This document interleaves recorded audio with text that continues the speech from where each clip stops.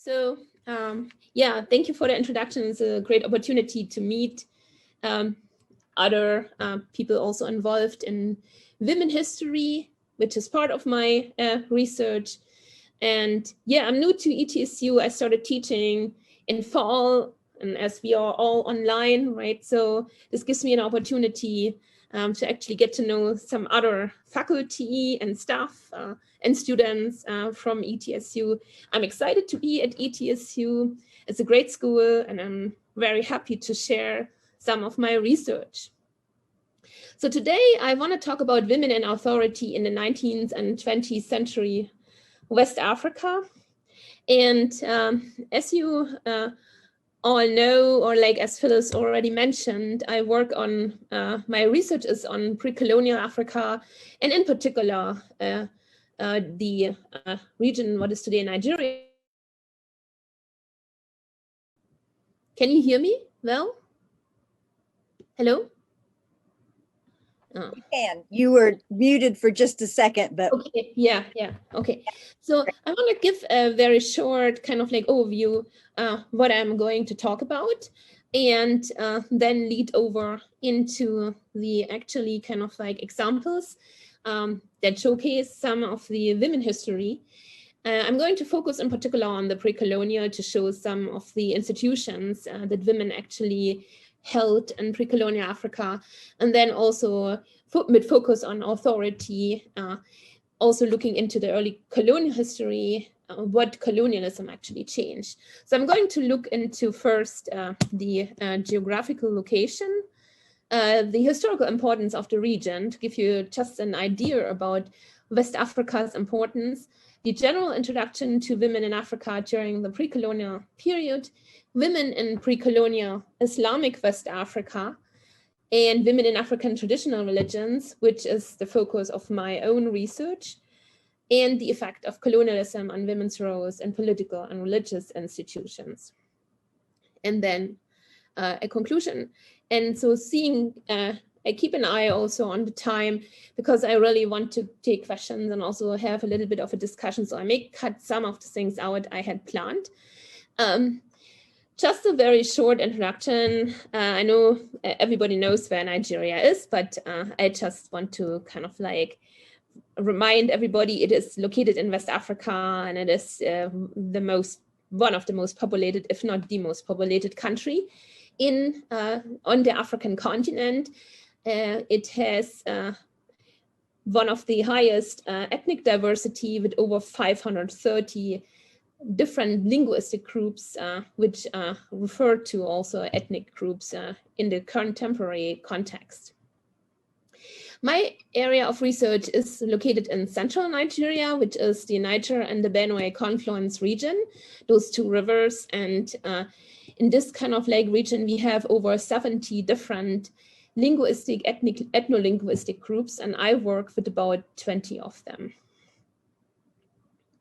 And here you can see some of them, and I will highlight in my talk, in particular, the Nupe, which are central to my research, but also the Yoruba and the Ibira, which are the neighboring people of the Nupe. And these are all people that are located west of the Niger-Benue confluence. Now, the historical importance of the region is something that is or has to be highlighted, because unlike reports of European travelers who actually entered the region only at the beginning of the 19th century because of other kind of things that prevented them from actually going into the interior, a lot of the reports about Africa remained confined to the coast. And apart from the Islamic areas that knew about the interior of Africa, in particular the Islamic areas, and Muslim travelers from the Middle East actually reported about those regions, we have not a lot of European written accounts of the interior of Africa, which related to the idea in a lot of the European countries before the colonial time, that there were not really a lot of people living there. There was not really a lot of states or empires in existence. And this is just kind of like the opposite, what actually had existed. And you can see here the trade routes that connected this region, what is today Nigeria, to the northern part of the Mediterranean, but also into the Middle East. And those big trade routes led, for instance, to the Middle East, which was important for pilgrimage routes and others. And so that meant also people actually had contact with the outside world a lot through trade and through the major religion in West Africa, apart from the traditional religion, is Islam. Christianity came in only during the 19th century and had an impact during colonial time, but not really before the 19th century. The states in West Africa, I am also touching upon, in particular here, the Oyo Empire and the Nupe Empire, which were states that are pre-colonial. The Nupe, we think, maybe emerged in the 12th, 13th century. The Oyo Empire profited a lot from the transatlantic slave trade in the 16th and 17th century. But you also have the Ashanti here in the western part, which is today Ghana. And I may touch upon it when I'm talking about the role of the Queen Mothers. The Oyo Empire is important because it is the empire that was the biggest empire in the Yoruba region, Yoruba-speaking region. And I will touch upon it when I'm talking about the women leaders there connected to the Iyalode in the Yoruba region. Now, when we talk about the inclusion of women and gender in African history, we have to understand that before the 1970s, there was very little published research on African history that included women.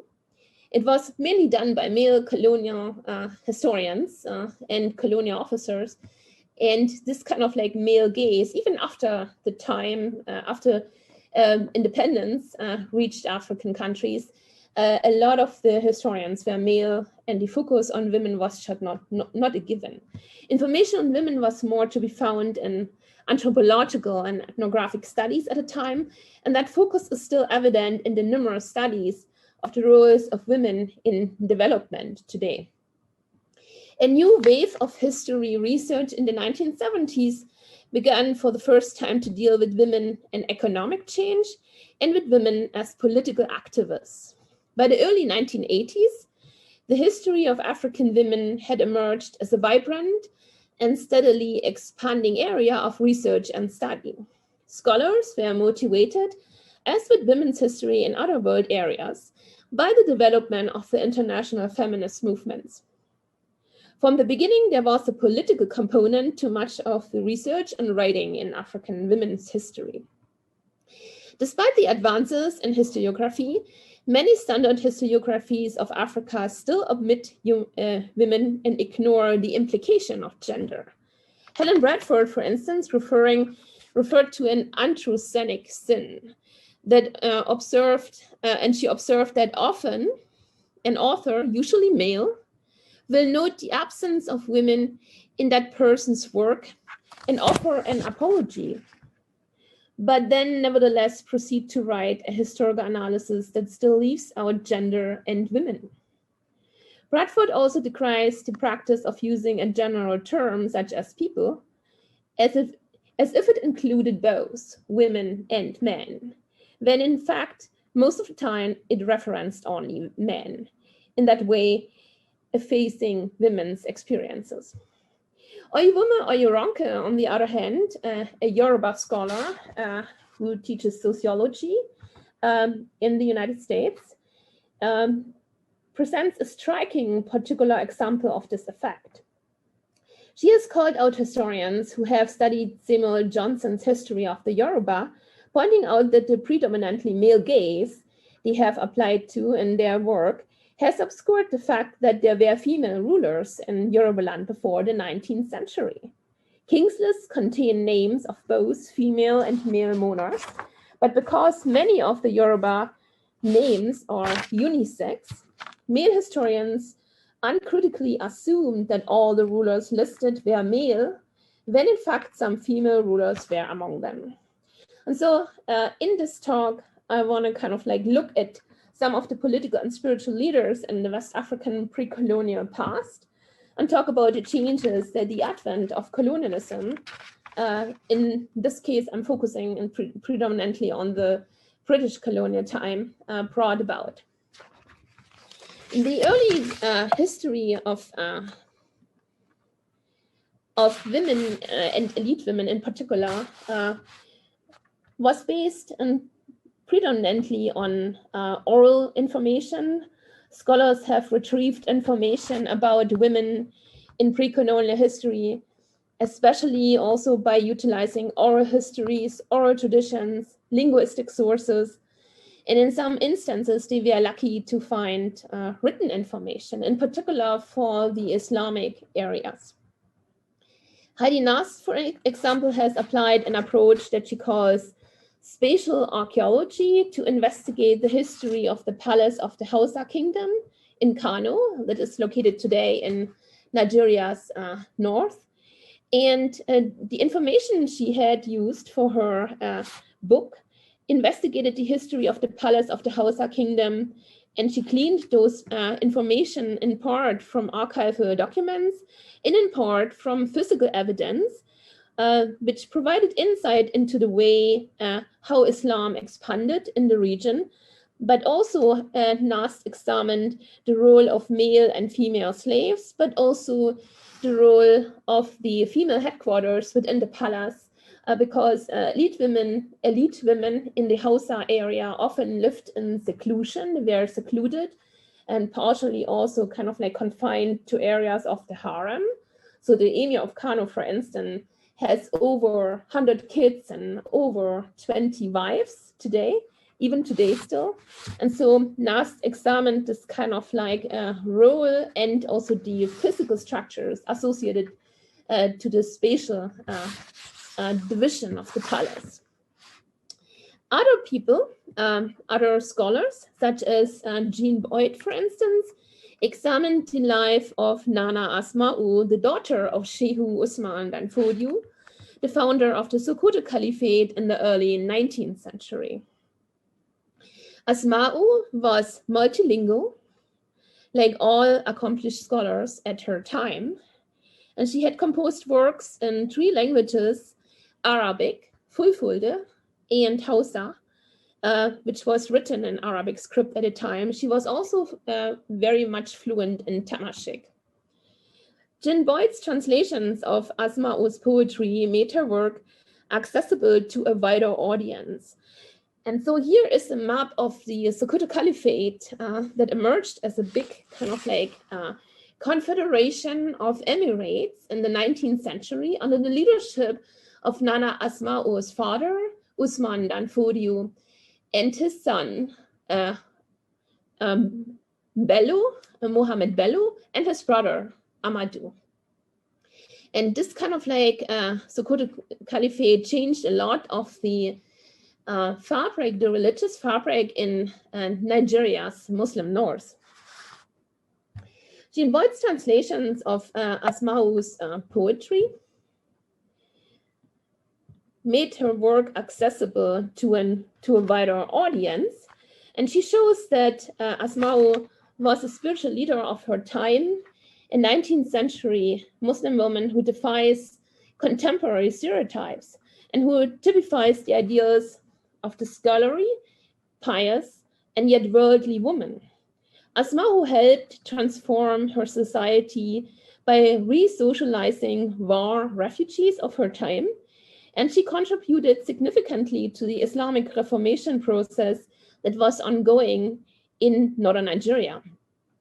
She was very active in politics, education, and social reform, and she was a prolific author, popular teacher, and renowned scholar and intellectual.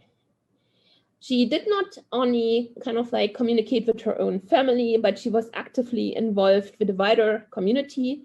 She managed a household of over 100 people at an age when technology was very restricted. She taught students in her own community. She reached as far as into the rural areas and also built up a network of itinerant women teachers who trained and teach women in the isolated rural areas or women who lived in seclusion called Poda, in particular women who were more of elite status. And that meant men wouldn't be able to enter those spheres.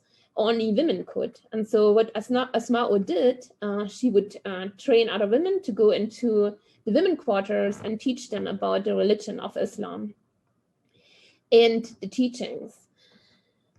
As a scholar, she was respected and had an international reputation. She was in communication with scholars throughout the sub-Saharan African Muslim world. And she pursued all those endeavors as a Sufi of the Qadariya order. But the driving force in her own life was that of the community and her own concern with the Sunnah, the exemplary life that Prophet Muhammad lived. Her poetry reflects a deep engagement with religious texts, but it also served as a mnemonic device to teach women in rural Hausa communities who were not literate in Arabic the religion of Islam. So her poetry would have certain hints in there and would make them remember parts of the Quran easier than if they would just kind of like repeat it after her, because many of them were not literate and hadn't gone to Islamic schools. In addition, Asma'u empowered women by making them aware of their rights to fight in court for the inheritance of their deceased husbands. Many Muslim law codes were established in northern Nigeria during this time period, and many women went to these courts to claim their inheritance. Down to the present day, her work for women is commemorated by statues and buildings in northern Nigeria, built in her name. And so we have some attestation of the role of Muslim women in West Africa. Nana Asma'u is probably the most famous example, right? But it is also important to look at the role of women in the traditional religious sphere. And that is kind of like where my research is centered. So we have attestations of women activities in the Islamic areas before the colonial time. But for other regions, we have to rely only on oral tradition and institutional continuities in the region up to the present time. Many of the institutions that existed in pre-colonial time continue to exist into the present. This has many reasons. One of the reasons was that a lot of those institutions actually were part of centralized states to a great extent. In the Igbo area, not so much, but in the Yoruba region, in the Nupe region where I work, those were part of centralized states. And when the British came in to establish in Nigeria the way they ruled through indirect rule, that allowed traditional institutions to continue, even though the British changed some things, but the frame in which traditions were passed on continued also into the post-colonial era in Nigeria. In fact, the traditional rulers, including women, have important roles in the grassroots organization of the Nigerian contemporary nation state, and they are included in the Nigerian constitution until 1975. They were even part of the, could be elected, but after 1975, they were just confined to advisory roles. There are councils of traditional rulers across Nigeria, and they have very important functions in the terms of the rural areas, in terms of establishing traditional festivals, in terms of establishing traditional law courts where people would go to if they are not in the area where Islam is predominant, where the Sharia courts exist. If they want to dispute inheritance they don't agree with, or land rights they don't agree with, they will go to the traditional ruler council. They would not go to the institutions of the contemporary nation state. So therefore, those traditional institutions until the present day give us a window into the past. And so Nigerian Igbo women, for instance, even though they were part of what we call the acephalous societies, where they didn't have a centralized state, they still had important roles on the community level, right? And so they played significant roles in their communities in terms of the religious, the political, the social, and the economic processes, and held powerful positions. Female political leaders were as common as male rulers, and women and the female participants were very much in charge of their societies. This right was contested during the colonial time period because of presumptions that the British colonialists brought with them. Women lost access to many of the avenues of power and authority they had once controlled. Faced with these challenges, in many cases, women employed strategies to resist and to fight for their rights. A major example for the reassertion by Igbo women of their political influence, for instance, and their social authority, was the massive demonstration by women during the so-called Women War in 1929 in the Igbo region. It led to a regaining by women in those areas of many of the rights they had been in the process of losing during the colonial time period. And women became a model drawn upon those protests also later on in independent Nigeria. And so when we look at the role of women and their function within the communities, we have to understand that in most of the West African communities that belong to the Niger-Congo civilization, the world is divided into the world of the living and the world of the spirits. And when somebody is born, a person moves through a cycle from the living world into the invisible world. When somebody dies, the person becomes an ancestor and becomes part of this spiritual realm. And so in this kind of like world that constitutes the universe, women have parallel functions to men. So we have women that are priestesses as we have male priestesses. And we have women in the past that held political function as well as men, right? And so one of the most important political functions was the role of the Queen Mother. Maybe one of the most famous one is Shantiwa from the Ashanti region. Here you see her in the picture, who resisted the British colonial imposition.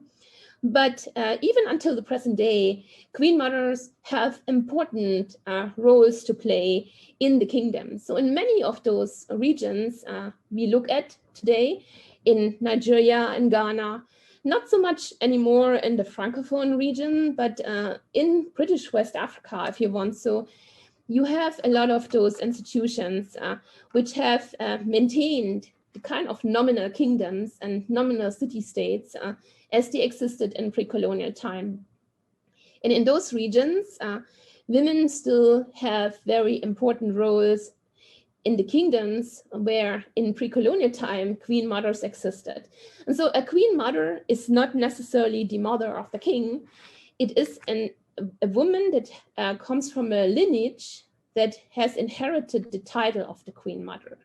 And she has advisory function to the king, but she also is the head of a women council, and she oversees women practices. For instance, in some of the areas among the Yoruba in Benin, the former Benin Empire located today in Nigeria, in Ghana, you had women who were in charge of rallying women for festivals, getting women together to clean up villages, were in charge of puberty rights. Some of those institutions also performed female circumcision and so on, right?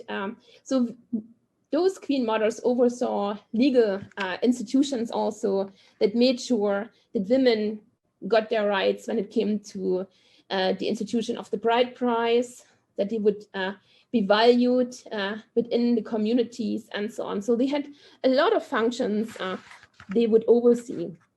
But in particular, in the spiritual realm, they were very important in control of the female spirits and the female spirituousness, if you want so.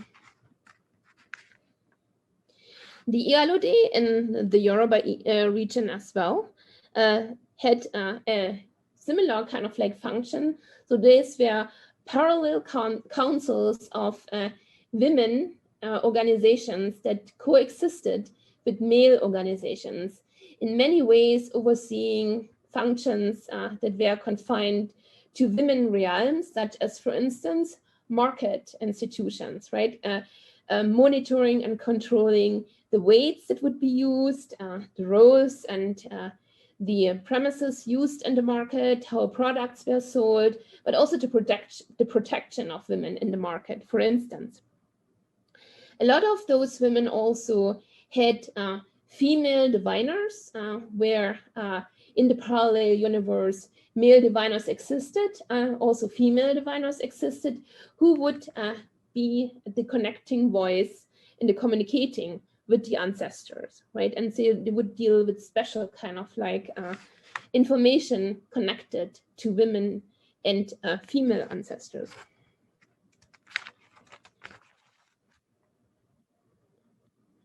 So because of time, I want to skip over to the area where I work, right, in central Nigeria, in the Niger-Benue confluence region, here marked with the red dot.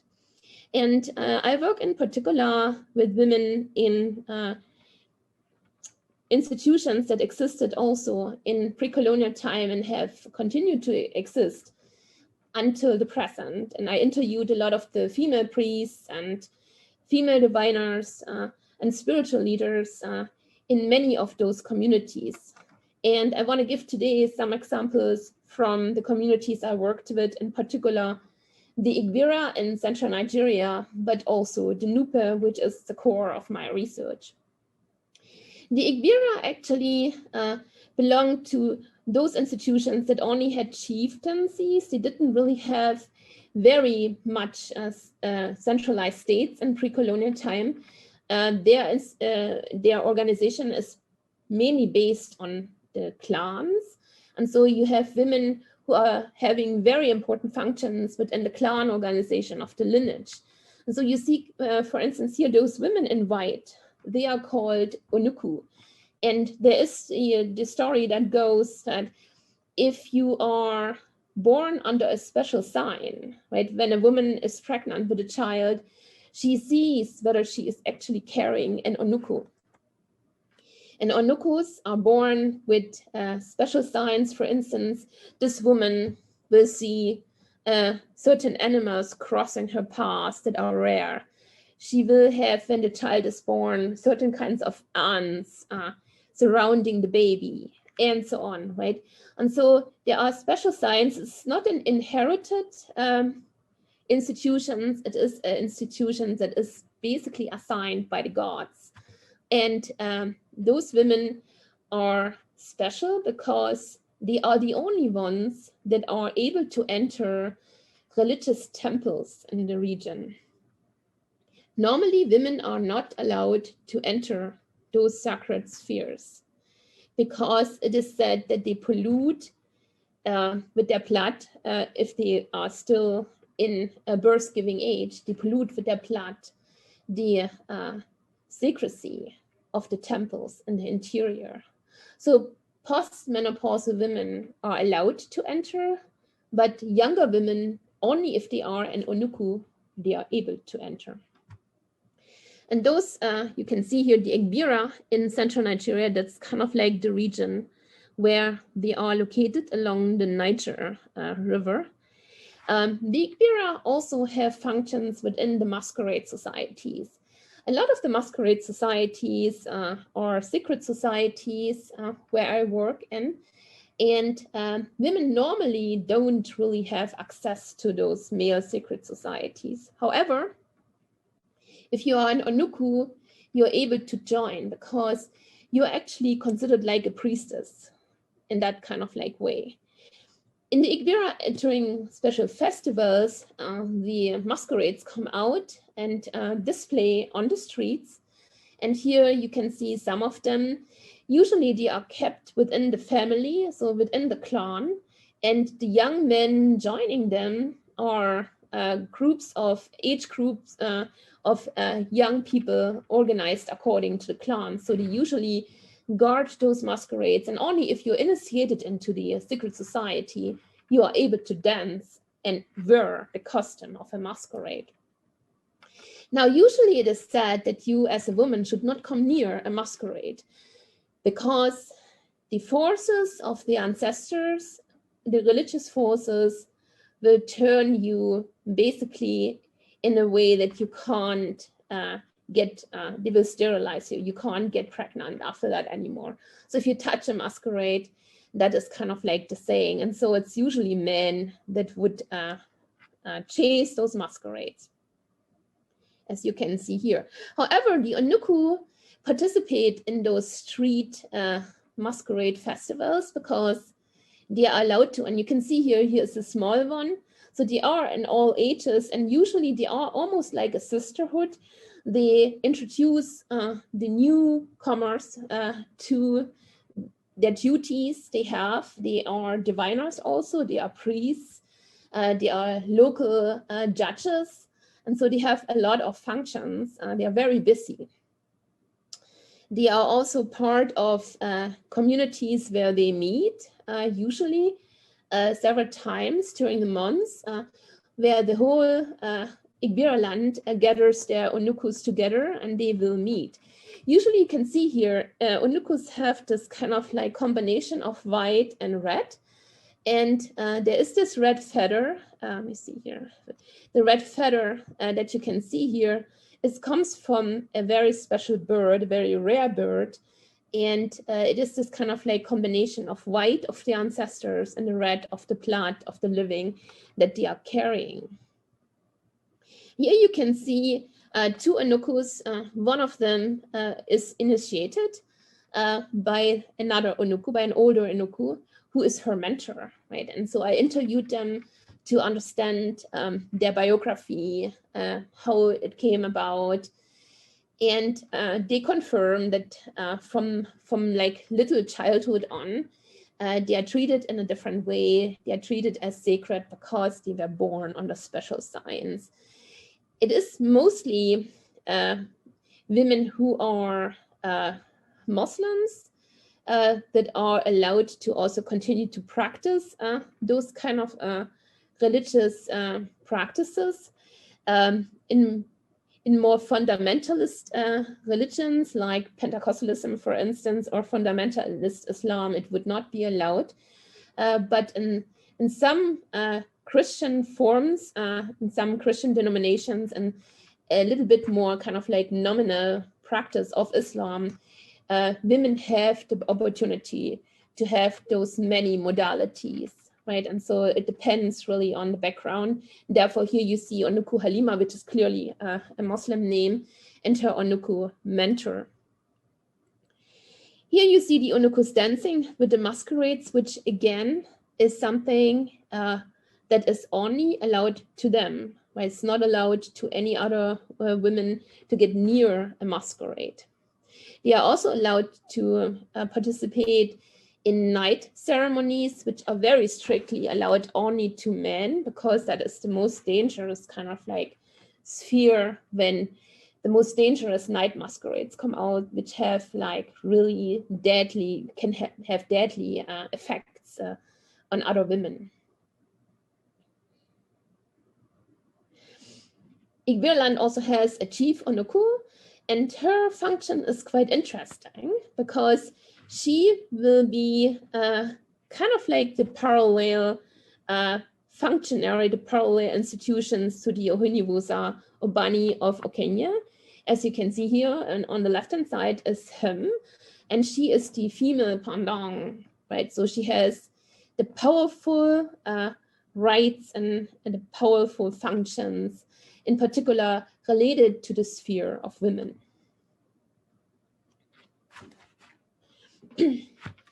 Where I work in the Nupe area, which has been Islamicized since, I would say, probably the 14th, 15th century, but strengthens also through the time of the Sokoto Caliphate.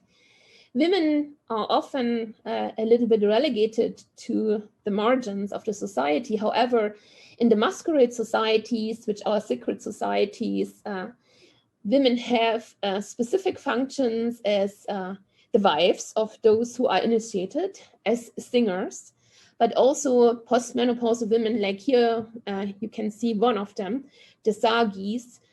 They are actually also able to get close to a masquerade and dance with the masquerade and able to stand, right, the power that comes from the ancestors. Normally, those men you can see here on the right-hand side keep the crowd away in order to avoid any touching of those very highly electrifying masquerades. You can see here the drummers of the masquerades. And I interviewed the Sagi here, one of the oldest Sagis in the Nupe area. One can say one of the major religious figures of traditional religion in the Nupe area, who also told me her biography and her way of being involved in this kind of masquerade society and the power she actually has over men also. Now, if we have time, I will also show one of the films. Let me see here. Yeah, those who attended my job talk will see the film again, right? But I want to show you today, I hope it works, the role of the women, right? So you can see here the masquerade dancing. Yeah, can you hear me?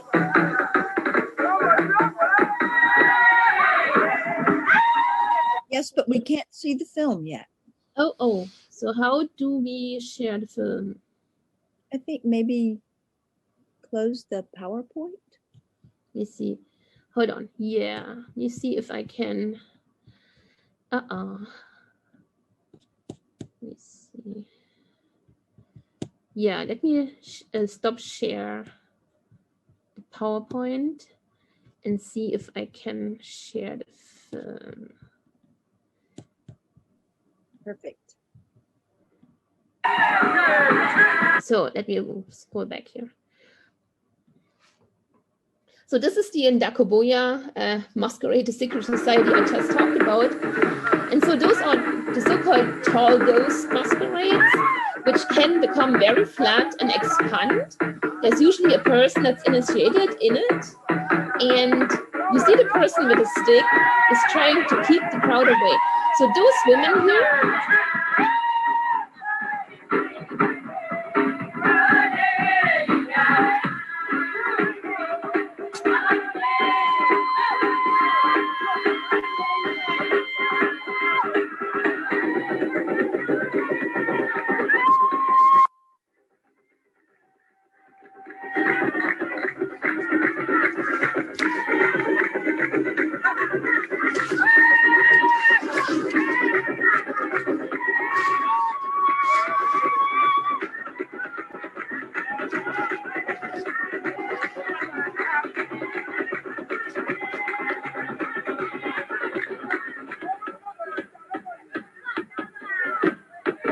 and so you can see women sing, they know the repertoire to any of the songs that the drummers are beating. And so they're also encouraging the masquerade, right? So they are joining the chorus.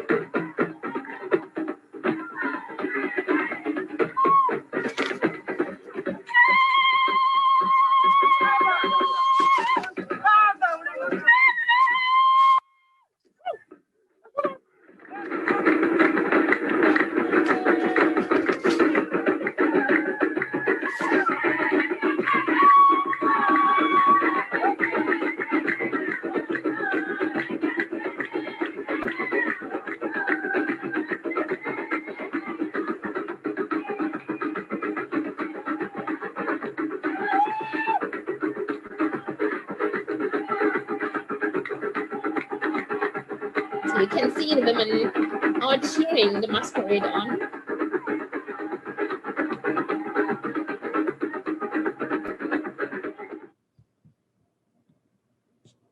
So to conclude, because we're running out of time and I want to give still a chance to give questions, take questions.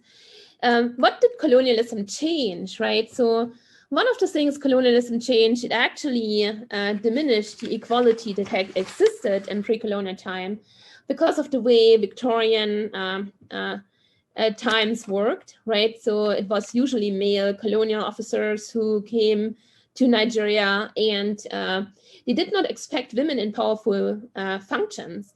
And so what they did, it would deal predominantly with the men, empowering men that normally wouldn't have powerful functions in the societies. So that was one of the changes that happened. Another change happened also through education. And so if you have ever read Chinua Achebe's Things Fall Apart, which is a good book talking about the advent of colonialism and what it actually changed, you will also kind of like see that at the beginning, Achebe describes the traditional society among the Igbo, including also the masquerade society and the role of, for instance, a female oracle and other kind of like things, right? And then colonialism comes and undermines the traditional religion, which is basically all encompassing, by bringing Christianity. And with that, a lot of the things change, right? But the role of women change. Men have to go to missionary schools, and women are often confined to vocational training of sewing and keeping the household, and keeping with the idea of the women being confined to the house, the idea of motherhood and the idea of the good housewife, right? Which in many West African societies, that was never the case, because women were out in public. They had functions, they had roles, they were not confined to be a housewife, right? Even until the present day, the idea of the housewife is not really common, and at least in the societies I have worked with, right? And so this kind of like idea of a very marginal woman that came with the Victorian ideas to Africa via the British, basically clashed with the traditional religions women had. And the kind of education that missionary schools performed and gave to girls would diminish their roles in a society, because men would be trained in algebra and other kind of like things to go on to further education, maybe to secondary education. But for women, they would be trained in things that would be useful for the household, right? And so that was one of the things where colonialism really had an impact. And so to conclude, what recent research has shown is that the advent of colonialism brought changes that affected West African societies on many levels, but with probably one of the biggest impact on gender roles. While women were able to claim their place economically in the new emerging cash crop economies, with women often becoming the major merchants of their towns in the political and spiritual realms, on the other hand, their influence diminished, with the new governing institutions of the colonial regime often relegating them to the margins of political decision-making. Thank you.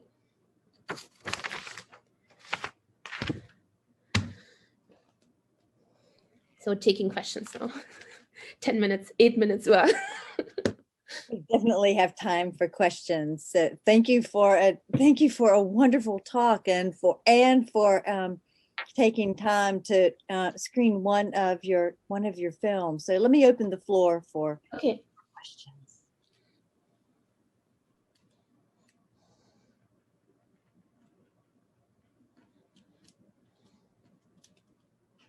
And you're also welcome to write your questions in the chat if you don't have audio on your computer.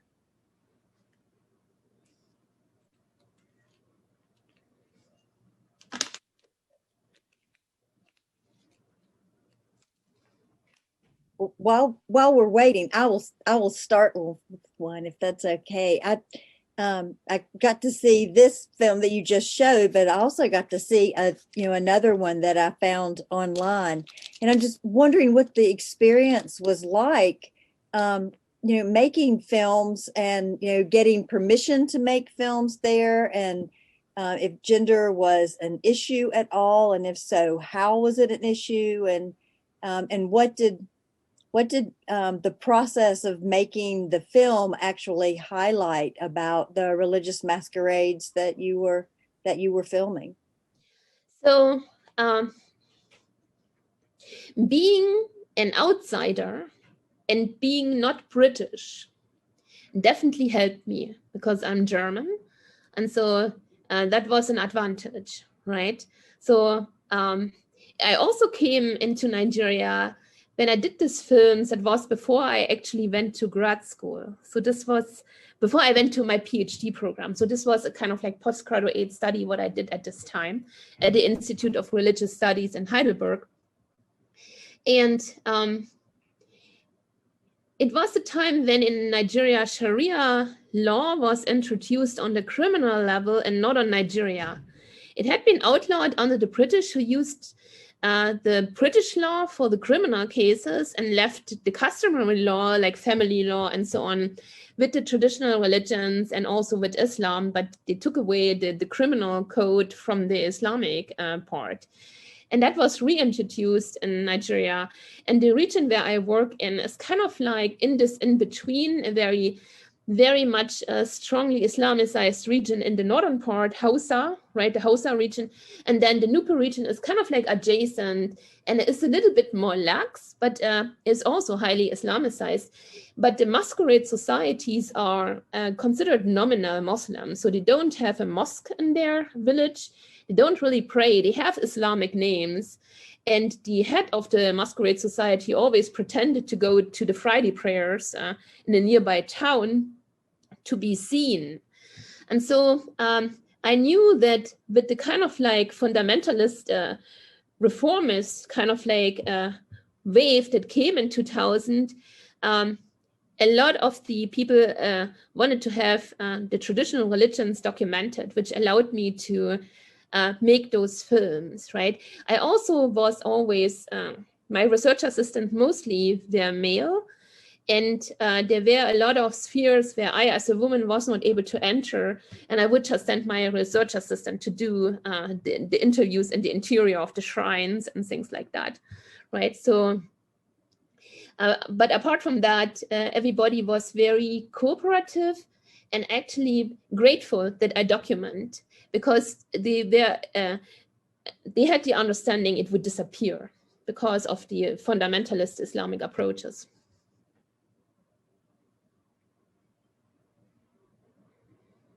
Yeah, thank you. And are they, I know that you've shown them and, across the world, but are they archived somewhere and preserved? Well, so I made them on a VHS because that's kind of like some time ago when I actually made these films. And I have DVDs. The Fowler Museum made a copy of it. But I think it would be good to kind of like maybe, have a different way of archiving them, because with the kind of like advancement, in particular within the last 20 years of modernity and so on, a lot of those traditional practices are in the process of disappearing because the younger people are not really interested in continuing, right? So Machidodo, the head of the secret society, told me that his children are rather interested in going to university. They don't want to become a traditional ruler or a traditional religious priest because they don't see profit in it and they don't see a career in it. So a lot of those things are in the process of changing. And so if you don't have people who practice it and who see a value in it, then things are often bound to disappear.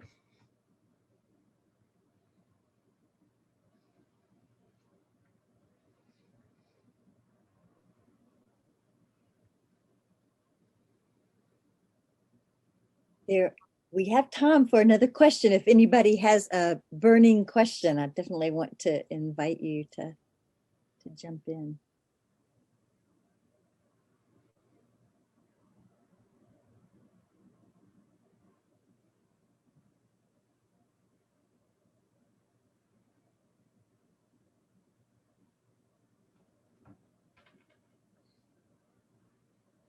Well, if not, I want to thank Dr. Weise for this wonderful talk today. I want to thank all of you for joining us, for being here for it, and I look forward to getting to hear more about this work and hopefully seeing more of your films in the future. So yeah, I have many of them. Yeah, thank you. Thank you so much. And if anybody wants to stay around and ask a question, then we'll be here for just a few minutes if you have a question you want to ask as people are leaving. But thank you so much for being here, and we'll look forward to seeing you next time. Bye-bye now.